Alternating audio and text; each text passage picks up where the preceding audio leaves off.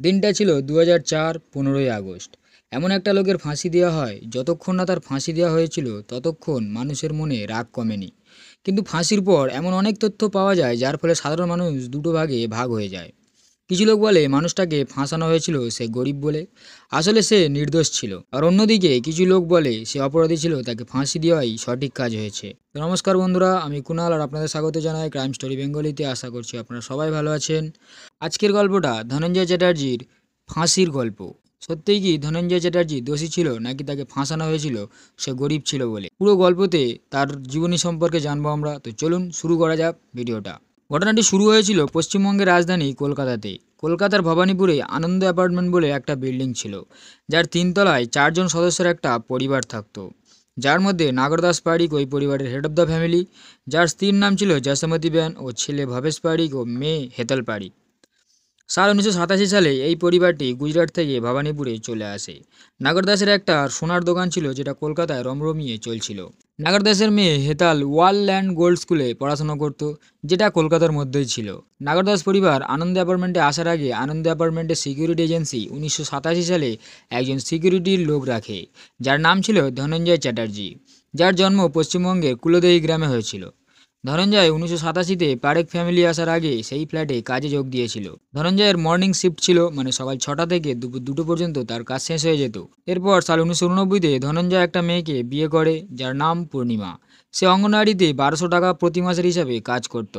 ধনঞ্জয় পূর্ণিমাকে এটা বলে বিয়ে করেছিল যে সে বিএসএফ জওয়ান, কিন্তু বিয়ের পর পূর্ণিমা জানতে পারে যে সে বিএসএফ জওয়ান নয়, একটা সিকিউরিটি গার্ড। কিন্তু কিছু করার ছিল না, তাই সে সেই সত্যটা নিজ মুখে সহ্য করে সংসার করতে শুরু করে সুখে শান্তিতে। এরপর আসে ১৯৯০-এর সাল। নগরদাসের মেয়ে হেতাল 10th ক্লাসে পড়তো। তার বোর্ডের এক্সাম মার্চ মাসেই শুরু হয়ে গেছিল। সে সকাল ৭:৩০টার সময় স্কুলে যেত আর পরীক্ষা দিয়ে দুপুর ১টার সময় বাড়িতে চলে আসতো। কিন্তু ২রা মার্চ যখন হেতাল বাড়িতে আসে, তখন সে তার মাকে জানায় নিচে থাকা সিকিউরিটি গার্ডটা তার দিকে নোংরাভাবে তাকায় আর নোংরা নোংরা কথা বলে। কিন্তু তার মা এসব বিষয়ে কোনো মন দেয় না। এরপর যখন 3 মার্চ যখন ফের হেতাল স্কুল থেকে ফিরছিল আর বাড়িতে এসে আবারও সে তার মাকে জানায় যে সিকিউরিটি গার্ডটি তাকে সিনেমা দেখতে নিয়ে যাওয়ার কথা বলেছে। এরপর হেতালের মা যশোমতী সন্ধ্যায় নগরদাস পাড়িক যখন বাড়িতে আসে, সে তখন সব জানায়। এসব শুনে নগরদাসের খুব রাগ হয় ও সে সোসাইটির হেডের কাছে কমপ্লেন করে দেয় ধনঞ্জয়ের নামে। বিল্ডিং সোসাইটির হেড এগুলো শুনে সঙ্গে সঙ্গে অ্যাকশন নেয় ও ৪ঠা মার্চ ধনঞ্জয়কে অন্য জায়গায় পাঠানোর সিদ্ধান্ত নেয়। এবার ৫ মার্চ ধনঞ্জয়ের অন্য জায়গায় ডিউটি জয়েন করার কথা ছিল আর অন্য একজন আনন্দ অ্যাপার্টমেন্টে আসার কথা ছিল। কিন্তু ধনঞ্জয় ৫ মার্চ ১৯৯০ সে আনন্দ অ্যাপার্টমেন্টে সকাল ৬টার সময় ডিউটি জয়েন করে, অন্য কোথাও না গিয়ে। এবারে পারেখ পরিবারের নগরদাস ও তার ছেলে সকাল সকাল দোকানে চলে যায় ও হেতালও স্কুলে চলে যায় পরীক্ষা দিতে। আর হেতালের মা ঘরেই ছিল। দুপুর ১টার সময় হেতাল বাড়ি চলে আসে। এতক্ষণ পর্যন্ত সব ঠিকঠাকই ছিল। প্রতিদিনের মতো হেতালের মা যশোমতী পাশের একটা মন্দিরে যায় পুজো দিতে সন্ধে ৫টার সময়, মানে তখন সন্ধ্যা ৫টা বাজছিল। এদিকে ধনঞ্জয়ের ডিউটি ২টোর সময় শেষ হয়ে যায়। সে ঘরে যায়নি। এদিকে নাইট ডিউটি দেওয়ার জন্য পরের সিকিউরিটি গার্ডও কাজে জয়েন দিয়ে দিয়েছিল। তার মানে ধনঞ্জয় এখন অফ ডিউটি ছিল। ধনঞ্জয় সেখানেই সিকিউরিটি গার্ডের রেস্ট রুমে সে তার সিকিউরিটি গার্ডের পোশাক চেঞ্জ করে বাড়ির পোশাক পরে নেয়। এদিকে একদম সঠিক সময় যদি ধরা যায়, তাহলে ৫টা ২০-তে হেতালের মা যশোমতী মন্দিরে যায় পুজো দিতে। আর ধনঞ্জয়ও তাকে দেখেছিল মন্দিরে যাওয়ার সময়। এবারে ৫টা ২৫-এ ধনঞ্জয় নাইট শিফটে কাজ করা গার্ডকে বলে যে আমি 3rd ফ্লোরে যাচ্ছি, এখনই চলে আসবো। গার্ড যখন ধনঞ্জয়কে জিজ্ঞাসা করে, তখন ধনঞ্জয় জানায় আমি সিকিউরিটি এজেন্সির হেডের সাথে কথা বলতে যাচ্ছি। আমি ওনাকে জানাতে যাচ্ছি আমি খুব তাড়াতাড়ি নতুন জায়গায় জয়েন করব। এরপর ধনঞ্জয় লিফটে করে ৩তলায় চলে যায়। ৩তলায় হেতাল পাড়িকের ঘরও ছিল। যখন ধনঞ্জয় ৩তলায় পৌঁছায়, তখন নিচে সিকিউরিটি এজেন্সির ম্যানেজার আসে আর নাইট গার্ডকে জিজ্ঞাসা করে সকালে নতুন গার্ড আসার কথা ছিল, সে জয়েন করেছে কিনা। নাইট গার্ড বলে না স্যার, সে তো আসেনি, এখনও পর্যন্ত ধনঞ্জয় ডিউটিতে আছে। এরপর ম্যানেজার প্রশ্ন করে সে কোথায়। নাইট গার্ড বলে ধনঞ্জয় ৩তলায় গেছে কিছু কাজ করতে, এখনই চলে আসবে। ম্যানেজার ধনঞ্জয়কে ডাকতে বলে। তারপর নাইট গার্ড বিল্ডিং এর বাইরে এসে নিচে থেকে ধনঞ্জয়কে ডাকে। ধনঞ্জয় ৩তলার একটা জানলা দিয়ে উঁকি মেরে বলে আমি যাচ্ছি নিচে। এরপর ধনঞ্জয় ৫টা ৪৫-এ লিফটে করে নিচে আসে। তখন ম্যানেজার ধনঞ্জয়ের কাঁধে হাত রেখে জিজ্ঞাসা করে তোমার তো অন্য জায়গায় ডিউটি জয়েন করার কথা ছিল, কিন্তু তুমি যাওনি কেন? ধনঞ্জয় ম্যানেজারকে বলে কিছু নিজস্ব কারণে আমি আজ যেতে পারিনি, কিন্তু আপনি চিন্তা করবেন না, আমি খুব তাড়াতাড়ি অন্য জায়গায় কাজে জয়েন করব। এই নিয়ে তাদের মধ্যে আরও কথাবার্তা হয়। এরপর ম্যানেজার চলে যায় ও ৫টা ৫০-এর কাছাকাছি হেতাল পাড়িকের মা মন্দির থেকে বাড়িতে চলে আসে। যশোমতী লিফটে করে ৩তলায় চলে যায় আর ঘরে ডোরবেল বাজায়। এরপর কিছুক্ষণ অপেক্ষা করে, কিন্তু তাও দরজা খোলে না। অনেকক্ষণ ডোরবেল বাজানো সত্ত্বেও যখন দরজা খুলছিল না, তখন যশোমতি জোরে জোরে দরজায় মারতে থাকে আর তার মেয়েকে ডাকতে থাকে। দরজার ভিতর থেকে বন্ধ ছিল, তাই যশোমতি বাইরে থেকে খোলার চেষ্টা করলেও কিছু করার ছিল না। যশোমতির আওয়াজ শুনে তার প্রতিবেশীরা সেখানে জড়ো হয়ে যায়। তারাও খোলার চেষ্টা করে কিন্তু কিছু করতে পারে না। এরপর ধাক্কা দিয়ে দরজাটিকে ভেঙে ফেলা হয়। এরপর হেতালের মা ঘরে যায় এবং সঙ্গে কিছু প্রতিবেশীও ঘরে ঢোকে। ঘরে গিয়ে দেখে সমস্ত জিনিসপত্র ছড়িয়ে ছিটিয়ে রয়েছে। সঙ্গে সঙ্গে যশোমতি হেতালের ঘরে যায় ও সেখানে গিয়ে সে চিৎকার করে ওঠে, কারণ তার মেয়ে হেতাল ঘরে রক্তাক্ত অবস্থায় পড়েছিল। শরীরে ক্ষত ছিল, কাপড় জামা ছেঁড়া ছিল। সেই সময় ফোন অত ছিল না, টেলিফোন ব্যবহার করা হতো। হেতালের বাড়িতেও টেলিফোন ছিল। সঙ্গে সঙ্গে যশোমতি নগরদাসকে টেলিফোনে হেতালের ব্যাপারে সবকিছু জানায়। সঙ্গে সঙ্গে হেতালের বাবা ও ভাই তাড়াতাড়ি বাড়ি চলে আসে আর কিছু সময়ের মধ্যেই এই ঘটনাটি পুরো বিল্ডিংয়ে ছড়িয়ে পড়ে ও হেতালের ঘরে লোকের ভিড় জমে যায়। রাত 9টার সময় পুলিশ ডাকা হয় আর বডিকে পোস্টমর্টমের জন্য পাঠায়। তারপর পুলিশ ঘরে তল্লাশি নেয়। তল্লাশি নেওয়ার সময় তাদের হাতে আছে হলুদ কালারের একটা জামার বোতাম ও একটা গলার চেনটা দেখার পর পাশের একটা কাজের লোক বলে ওটা আমার, আর ওখানে ভিড়ের মধ্যে পড়ে গেছে। পুলিশের হাতে বোতাম ও চেন ছাড়া আরও কিছু কিছু তথ্য আছে, যেমন রক্তের স্যাম্পেল, ছেঁড়া কাপড় ইত্যাদি। এরপর 6 মার্চ পুলিশ জিজ্ঞাসাবাদ শুরু করে। হেতালের বাবা নগরদাস জানায় হেতালকে ধনঞ্জয় নামে এক সিকিউরিটি গার্ড ডিস্টার্ব করত। এর জন্য এর আগেই সে সোসাইটিতে কমপ্লেনও করেছিল। তাই 5ই মার্চ ওকে অন্য জায়গায় ডিউটি করার কথা ছিল, কিন্তু ধনঞ্জয় সেখানে যায়নি, বরং সে এখানেই ডিউটি করছে। আমার মনে হয় এই ঘটনার পিছনে ধনঞ্জয়ের হাত আছে। এরপর পুলিশের একটা টিম ধনঞ্জয়কে খুঁজতে শুরু করে দেয়। বিল্ডিংয়ের কাছাকাছি খোঁজা হয়, তাও ধনঞ্জয়কে পাওয়া যায় না। এরপর যশোমতিকেও জিজ্ঞাসাবাদ করা হয়। যশোমতিও সেটা বলে যেটা নগরদাস বলেছিল। সাথে আরও বলে, আমি যখন পুজো দিয়ে ফিরছিলাম তখন লিফটম্যান আমাকে জানায় যে ধনঞ্জয়কে লিফটে করে উপরে যেতে দেখেছে। যশোমতি এও জানায় যে তাদের একটা ঘড়ি চুরি হয়ে গেছে। মনে হয় ধনঞ্জয় পালিয়ে যাওয়ার সময় ঘড়িটা চুরি করেছে।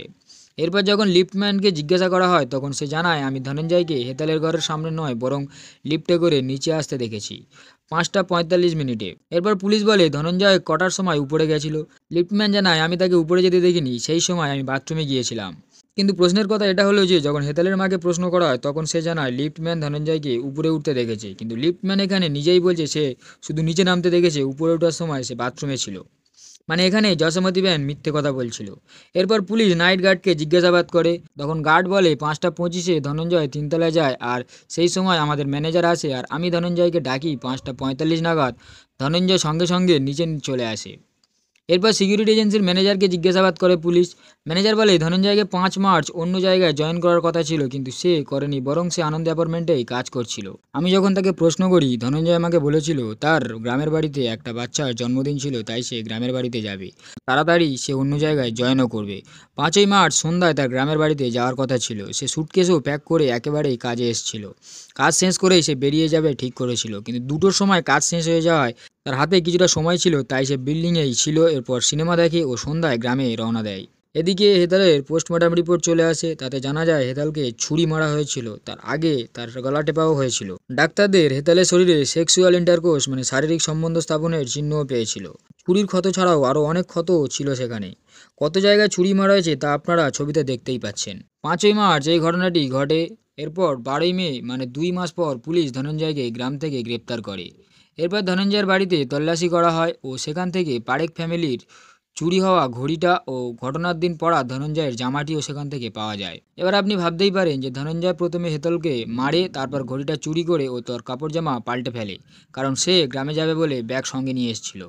এই গল্পটা তখনকার লোকের মনেও হয়েছিল। এই গল্পটাও তখন মিডিয়াতে ছড়াচ্ছিল। সবাই ভাবছিল প্রথমে ধনঞ্জয় হেতলকে রেপ করে ও পরে তাকে হত্যা করে।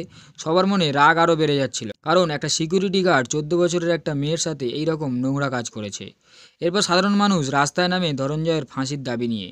এই কেসটাকে কলকাতা তদন্ত সংস্থার হাতে তুলে দেওয়া হয়। ধনঞ্জয়ের নামে চার্জশিট বানানো হয়, তাতে চুরি ও হত্যার কথা বলা হয়। চুরির অপরাধ, কারণ ঘড়ি চুরি হয়েছিল তাই। পুলিশ ক্রাইম সিনে যা কিছু তথ্য পেয়েছিল সবই অবস্থাগত প্রমাণ, কোনো সরাসরি প্রমাণ পুলিশের হাতে আসেনি। কোনো সাক্ষীও ছিল না যে ধনঞ্জয়কে হেতালের ঘরের সামনে যেতে অথবা বাইরে আসতে দেখেছিল। এছাড়াও যে চেন ও বোতামটি ছিল তার মধ্যে বোতামটি ধনঞ্জয়ের টি শার্টের সাথে মেলানো হয়। ফরেনসিক টিম কনফিউজ ছিল যে সেটা ধনঞ্জয়ের টি শার্টের বোতাম কিনা। এরপর মামলা শুরু হয় আলিপুর সেশন কোর্টে। আর যতজন সাক্ষী ছিল তারা সবাই কোর্টে যাওয়ার পর তাদের সাক্ষ্য বদলে ফেলে। পাশের কাজের লোকটা বলে, আমি আমার চেনটা ধনঞ্জয়কে গিফট করেছিলাম, আর যখন ধনঞ্জয় হেতালের ঘরে গিয়েছিল তখন সেটা হয়তো সেখানেই পড়ে গেছিল। বাকি সাক্ষীরাও এইভাবে তাদের নিজেদের বয়ান বদলাচ্ছিল, যেন মনে হচ্ছিল তারা মনে করে ধনঞ্জয় এই কাজটা করে ফেলেছে। এরপর পুলিশ এদের বয়ানের উপর ভিত্তি করে রিপোর্ট তৈরি করে। ধনঞ্জয় বারবার বলছিল, আমি কাউকে মারিনি, এমনকি আমি কাউকে মারার কথা ভাবতেও পারি না। এইসব বয়ান শোনানোর পর আলিপুর সেশন কোর্টে ধনঞ্জয়কে ফাঁসি দেওয়া হয়। তারপর মামলাটি কলকাতা হাইকোর্টে যায়, সেখানেও তাকে ফাঁসি দেওয়া হয়। এরপর মামলাটি সুপ্রিম কোর্টে চলে, ওখানেও কিছুটা শুনানি হয়। সুপ্রিম কোর্টে এটা বলে যে ধনঞ্জয়ের কাঁধে একটা সোসাইটি সুরক্ষার দায়িত্ব ছিল, কিন্তু সে নিজেই এই জঘন্য কাজটি করেছে। সুপ্রিম কোর্টও এটা রেয়ার কেস বলে ধনঞ্জয়কে ফাঁসি দেয়। এখনও পর্যন্ত ধনঞ্জয় বলে যাচ্ছিল, আমি কোনো খুন করিনি, কোনো অপরাধ করিনি। এবার 25শে জুন 2004-এ ফাঁসির দিন ঠিক করা হয়, কিন্তু 24শে জুন ধনঞ্জয় রাষ্ট্রপতির কাছে ক্ষমা মার্জনা চায়, তাই ফাঁসির ডেট ক্যান্সেল হয়ে যায়। এরপর কিছুদিনের মধ্যেও রাষ্ট্রপতি ক্ষমা মার্জনার পিটিশনটাকেও বাতিল করে দেয়। এটা তো স্বাভাবিক ছিল, কারণ যে লোকটা 14 বছরের একটা মেয়ের সাথে জঘন্য কাজটা করতে পারে, কীভাবে রাষ্ট্রপতি তাকে ক্ষমা করবেন? ক্ষমা মার্জনা বাতিল হওয়ার পর ফাঁসির দিনক্ষণ ও সময় ঠিক করা হয়, যেটা ছিল 2004 সালের 15ই আগস্ট, স্বাধীনতার দিন, সকাল 4:30 আলিপুর সেন্ট্রাল জেলে এই ফাঁসিটা দেওয়ার কথা ছিল। এরপর ধনঞ্জয়ের ফাঁসির কথা বাইরে আসার পর হিউম্যান রাইটস কমিশন ধনঞ্জয়ের হয়ে প্রোটেস্ট করে, অনেকে ধনঞ্জয়ের হয়েও প্রোটেস্ট করে, কিন্তু এই সব চেষ্টা ও প্রচেষ্টার পরও কোনো ফল হয়নি। শেষ পর্যন্ত সেই দিনটা চলেই এলো 15ই আগস্ট 2004। সকাল 4টের সময় ধনঞ্জয়কে ঘুম থেকে তোলা হয়, তাকে স্নান করানো হয়, তাকে নতুন জামাকাপড় পরানো হয় ও ফাঁসি দেওয়ার জন্য ঘরে নিয়ে যাওয়া হয়। ফাঁসি দেওয়ার ঘরে নিয়ে যাওয়ার সময় ধনঞ্জয় পুলিশদেরকে একটা কথাই জিজ্ঞাসা করছিল, আমি মরে যাওয়ার পরও কি এই কেসে তদন্ত চলবে আর আসল অপরাধী কি ধরা পড়বে? কিন্তু পুলিশরা কোনো উত্তর দেয় না। তারা ধনঞ্জয়কে ফাঁসি দেওয়ার ঘরে নিয়ে যায়, সেখানে সমস্ত নিয়মকানুন আচার অনুষ্ঠান মানা হয়, শেষে নাতা মালিক জল্লাদের কাছে তুলে দেওয়া হয়। এরপর ধনঞ্জয় ভগবানের কাছে কামনা করে যেন তার পরিবার ভালো ও সুস্থ থাকে, সবাইকে বলে, আমি কোনো অপরাধ করিনি, আমি কাউকে হত্যা করিনি, আমাকে ফাঁসানো হচ্ছে, আমি গরিব তাই আমার কথা কেউ শুনবে না। এরপর ধনঞ্জয়কে সকাল 4:30-এর সময় তাকে ফাঁসি দেওয়া হয়। এরপর ডাক্তাররা চেক করে ধনঞ্জয়কে মৃত ঘোষণা করার পর তাকে তার বাড়ির লোকেদের হাতে তুলে দেওয়ার জন্য জানায়, কিন্তু তাদের বাড়ি থেকে কেউ আসেনি, কারণ ধনঞ্জয়ের পরিবার মানত ধনঞ্জয় নির্দোষ ছিল। এরপর ধনঞ্জয়ের বডিকে পুলিশই শেষকৃত্য করে। এরপর কেসটা শেষ হয়ে গেছিল, সবাইকে শান্ত হয়ে যাওয়ার কথা ছিল, কিন্তু সেরকম হয় না। কিছু লোক এই কেসটাকে ভিকটিমের দৃষ্টিতে দেখলেও কিছু লোক ধনঞ্জয়ের দৃষ্টিতে দেখতে শুরু করেছিল এই কেসটা। ধনঞ্জয় একটা ইন্টারভিউতে বলে, সে সেদিন হেতালের ঘরের দিকে যায়নি, ওই ফ্ল্যাটে যাদের যা সমস্যা হতো সে ধনঞ্জয়কে বলতো, সে সেটা সারিয়ে দিত অথবা সারানোর জন্য দোকানে পাঠিয়ে দিত। ধনঞ্জয় ইন্টারভিউতে আরও বলে, সে হেতালের সাথে কোনো বাজে ব্যবহার করেনি, বরং সে সেখানে কারোর সাথে কথাই বলতো না, সে নিজের কাজ করত, কেউ যদি তাকে ডেকে কথা বলতো তবেই সে তাদের সাথে কথা বলতো। কিন্তু এই গল্পের পিছনে আরও একটা গল্প আছে, যেটা ধনঞ্জয়ের ফাঁসি কাটে চড়ার পর জানা যায়। সে নির্দোষ বলে গেছিল সারাক্ষণ। দ্বিতীয় গল্পটি ফাঁসির কয়েক বছর পর বাইরে আসে। ইন্ডিয়ান স্টেট ইনস্টিটিউট অফ কলকাতার 2জন স্কলার এই কেসে তদন্ত করে, যখন অন্য দিকটা সামনে আনে তখন ফরেন্সিক এক্সপার্ট বলে ধনঞ্জয়ের কাপড়ে কোনো রক্তের দাগ পাওয়া যায়নি। এই কেসে ধনঞ্জয়ের কোনো আঙুলের ছাপ পাওয়া যায়নি হেতালের শরীরে, এমনকি সেই ছুরিটাকেও পাওয়া যায়নি যেটা দিয়ে হেতালের শরীরে 22 বার আঘাত করা হয়েছিল। পুলিশ সেটা কখনোই আদালতে পেশ করেনি। সাক্ষীর কথা বলতে ছিল একজন নাইট গার্ড, যে দাবি করেছিল সে ধনঞ্জয়কে 5:45-এর নিচে থেকে ডাকে ও সে 3তলার এক জানলা দিয়ে মুখ বার করে তাকে নিচে আসছি বলে। অন্য একজন ছিল লিফটম্যান, যে কিনা ধনঞ্জয়কে নিচে আসতে দেখেছিল, উপরে যেতে দেখেনি। দুজনের সাক্ষী কোনো মতেই মিল খাচ্ছিল না। গার্ড বলেছিল যে ধনঞ্জয় যখন তাকে ডাকে তখন ধনঞ্জয় 3তলার জানলা দিয়ে মুখ বাড়িয়েছিল, কিন্তু প্রশ্ন হলো সমস্ত ফ্লোরে লোহার গ্রিল লাগানো ছিল, যদি কেউ জানলা দিয়ে নিচে দেখতো তবে নিচে থাকা ব্যক্তি তাকে দেখতে পেত না। হেতালের মা ও সিকিউরিটি গার্ডের মতে যশোমতী 5:20-তে মন্দিরের জন্য বেরিয়েছিল, কিন্তু লিফটম্যান বলে তখন সময় 4:10 হচ্ছিল। গার্ডের মতে 5:20-তে ধনঞ্জয় উপরে গেছিল আর 5:45-এ নিচে এসেছিল, এর মানে হাতে মাত্র 20 মিনিট ছিল পুরো ঘটনাটা ঘটানোর জন্য। এর মধ্যে তাকে ডাকার সঙ্গে সঙ্গে সে বাইরে মুখ বার করে আওয়াজও দিয়েছিল। এছাড়া ধনঞ্জয়ের কাছে পাওয়া ঘড়িটার উপরে অনেক প্রশ্নও আছে, কারণ নাগরদাসের বাড়িতে অনেক জিনিস ছিল, কিন্তু শুধুমাত্র ঘড়িটাই চুরি হয়েছিল। নাগরদাসের বাড়ির ঘড়ির সাথে ধনঞ্জয়ের বাড়ির ঘড়ির সিরিয়াল নম্বর কখনোই মেলানো হয়নি। ফরেন্সিক টিমের মতে হেতালের অন্তর্বাসে বীর্যর চিহ্ন পাওয়া যায়, কিন্তু কোনো ডিএনএ টেস্ট করা হয়নি। ঘটনাস্থলে পাওয়া রক্তের স্যাম্পেলের সাথে ধনঞ্জয়ের রক্তের স্যাম্পেলও ম্যাচ হয়নি। পোস্টমর্টমে শারীরিক সম্বন্ধের কথা ছিল, কিন্তু কোনো জোর জবরদস্তি বা রেপের উল্লেখ ছিল না। একটা প্রশ্ন আরও আছে, যখন হেতালের মা দরজার কাছে এসেছিল তখন দরজাটি ভিতর থেকে বন্ধ ছিল। ধনঞ্জয় বাইরে এসে ভিতর থেকে কিভাবে দরজা বন্ধ করতে পারত? আর হেতাল তো মরে গেছিল, সেও কিভাবে দরজাটা বন্ধ করতে পারত? আরও একটা কথা জানা যায় যে গার্ডটি ধনঞ্জয়ের বিপক্ষে কথা বলেছিল। কিছুদিন আগে ধনঞ্জয় নিজে তার নামে কমপ্লেন করেছিল। এইসব দিকে আদালত একদমই নজর দেয়নি। অফিসিয়াল প্রমাণ অনুযায়ী হেতালের মৃত্যুর পর তার মা তাকে ডাক্তারের কাছে নিয়ে যায়, কিন্তু হেতাল তার আগেই মরে গেছিল। পুলিশকে এই ঘটনাটি 3 ঘন্টা পরে কেন জানানো হয়? শুনানির সময় হেতালের মা তাড়াতাড়ি শহর ছেড়ে, এমনকি অনেকবার তাকে জিজ্ঞাসাবাদের জন্য ডাকা হয়, কিন্তু সে আসেনি। এর কিছুদিনের মধ্যে হেতালের বাবা ও ভাই দুজনেই তাড়াতাড়ি করে শহর ছেড়ে চলে যায়। ধনঞ্জয়ের বিরুদ্ধে যে অভিযোগ করা হয়েছিল সেটার কপি কখনো আদালতে পেশ করা হয়নি। প্রমাণের যে লিস্ট আদালতে দেওয়া হয়েছিল সেটাতে কোনো এক চা দোকানের লোকের সই ছিল। এইগুলো শোনার পর কিছু লোক ধনঞ্জয়ের সমর্থনে কথা বলে, আবার কিছু লোক এগুলোর অগ্রাহ্য করে তাকে ফাঁসির সম্মতি জানায়। আমাদের আইনে বলা আছে, ভুল করে কোনো অপরাধী ছেড়ে গেলেও কোনো নির্দোষকে যেন সাজা না দেওয়া হয়। তো বন্ধুরা, এই গল্পটা শুনে আপনাদের মনে কী অনুভূতি হচ্ছে সেটা অবশ্যই জানাবেন। আসলেই কি ধনঞ্জয় দোষী ছিল, নাকি তাকে ফাঁসানো হয়েছে? তদন্ত একতরফা করা হয়েছে, নাকি ধনঞ্জয়ের দিকটা বিচার করা উচিত ছিল? অবশ্যই কমেন্ট করে জানাবেন। আজ আসি, দেখা হবে পরের ক্রাইম স্টোরিতে। ধন্যবাদ।